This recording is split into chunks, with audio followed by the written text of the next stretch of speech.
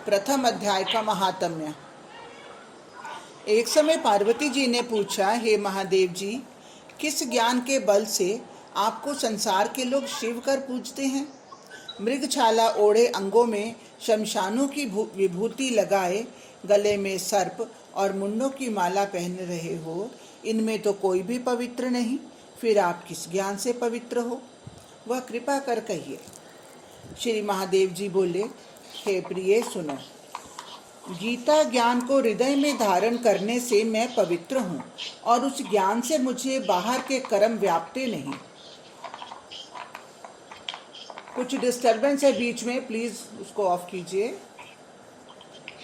तब पार्वती ने कहा, हे भगवान, जिस गीता ज्ञान की आप स्तुति करते हैं उनके श्रवण से कोई कृतार्थ भी हुआ है? तब महादेव जी ने कहा, इस ज्ञान को सुनकर बहुत जीव कृतार्थ हुए और आगे भी होंगे। मैं तुझको एक पुरातन कथा कहता हूँ, तू श्रवण कर। एक समय पाताल लोक में शेषनाग की शैया पर श्री नारायण जी आंख मूंदकर अपने आनंद में मग्न थे। उस समय भगवान के चरण चापती हुई श्री लक्ष्मी जी ने पूछा, हे प्रभु, निद्रा और आलस्य उन पुरुषों को व्यापता है जो जीव तामसी हैं, फिर आप तो तीनों गुणों से अतीत हो। आप तो नेत्र मूंद रहे हो, यह मुझको बड़ा आश्चर्य है। श्री नारायण जी बोले, हे लक्ष्मी, मुझको निद्रा आलस्य नहीं व्यापता। एक शब्द रूप जो भगवत गीता है, उसमें जो ज्ञान है उसके आनंद में मैं मग्न रहता हूँ। जैसे 24 अवतार में मेरे उसमें जो रूप हैं, तैसे वह गीता शब्द रूप अवतार है।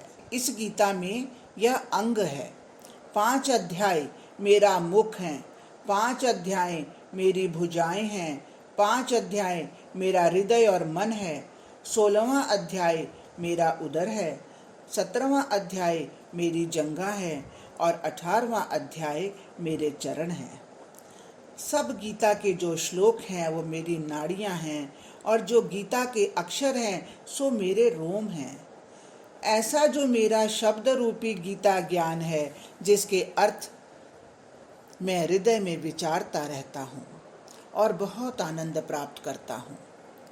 श्री नारायण जी ने कहा, हे लक्ष्मी, गीता ज्ञान को सुनकर बहुत जीव कृतार्थ हुए हैं, सो तू सुन। शूद्र वर्ण एक प्राणी था जो चांडालों के कर्म करता था और तेल लवण का व्यापार करता था। उसने बकरी पाली। एक दिन वह बकरी चराने को बाहर गया, वृक्षों के पत्ते तोड़ने लगा। वहां सर्प ने उसे डस लिया।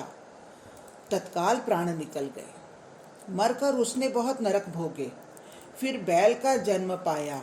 उस बैल को भिक्षुक ने मोल ले लिया। वह भिक्षुक उस पर चढ़कर सारा दिन मांगता फिरता। जो कुछ भिक्षा मांग कर लाता वह कुटुंब के साथ मिलकर खाता। वह बैल सारी रात द्वार पर बंधा रहता। उसके खाने पीने की भी खबर न लेता। कुछ थोड़ा भूसा उसके आगे डाल देता। जब दिन चढ़े फिर बैल पर चढ़कर मांगता। कई दिन गुजरे, बैल भूख का मारा गिर पड़ा और उसके प्राण नहीं छूटे। नगर के लोग देखते, कोई तीर्थ का फल देता, कोई व्रत का फल देता, पर उस बैल के प्राण नहीं छूटते। एक दिन गणिका आई। उसने मनुष्यों से पूछा, ये भीड़ कैसी है? तो उन्होंने कहा, इसके प्राण नहीं जाते, अनेक पुण्यों का फल दे रहे हैं तो भी इसकी मुक्ति नहीं होती। तब गणिका ने कहा, मैंने जो किया है तिसका फल बैल के निमित्त दिया। इतना कहते ही बैल की मुक्ति हो गई। तब बैल ने एक ब्राह्मण के घर जन्म लिया। पिता ने उसका नाम सुशर्मा रखा।